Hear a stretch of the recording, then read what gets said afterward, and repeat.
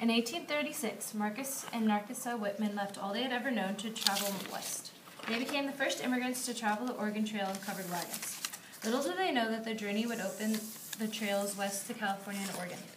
The Oregon Trail follows the Platte and Sweetwater rivers, and then it crosses the Rocky Mountains. After that, it splits, one trail headed towards California, the other to Willamette, Oregon.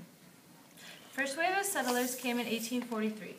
Almost 1,000 pioneers made the journey in early spring, some by wagon or animal, and others on foot.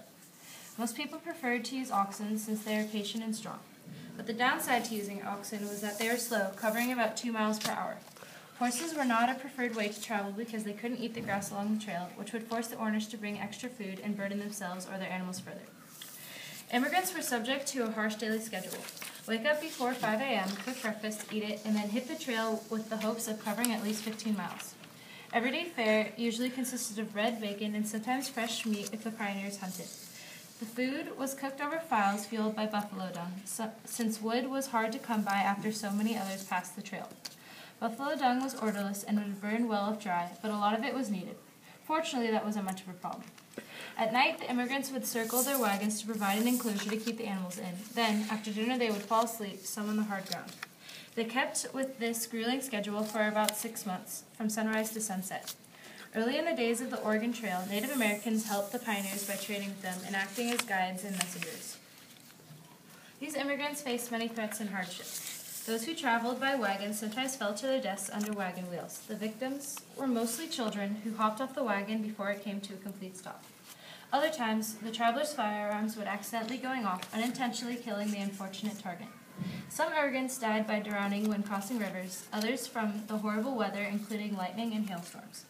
In many cases, though, people died of disease such as cholera, which comes from contaminated food or water.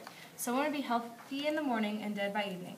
Nearly 9,500 people died by illness. So why did people risk so much and leave behind everything they had known to travel the Oregon Trail? There are many reasons. Some farmers left for the fertile lands to the west, since soil in the east had lost much of its fertility after generations of use. Some immigrants also left to get away from religious persecution, slavery, and from disease. Others left because of the Panic of 1837, which had caused an economic depression and had made it hard to make a living, eagerly grabbing a chance offered by the government for free land as long as they were willing to settle and farm it.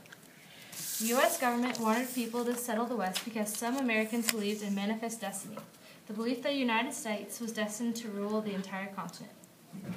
The Oregon Trail was used from 1843 to 1869. Then, the Transcontinental Railroad replaced the need for the trail, but its legacy can still be seen in the populated West. The trail helped expand the U.S. further toward the coast, and in the process, helped pioneers find places that were apt for mining and farming. Almost 400,000 Americans made the journey west using the Oregon Trail, and of them, 20,000 died, but even more lived to tell their tale of trials and miracles, of tears and joys. Thank you for watching.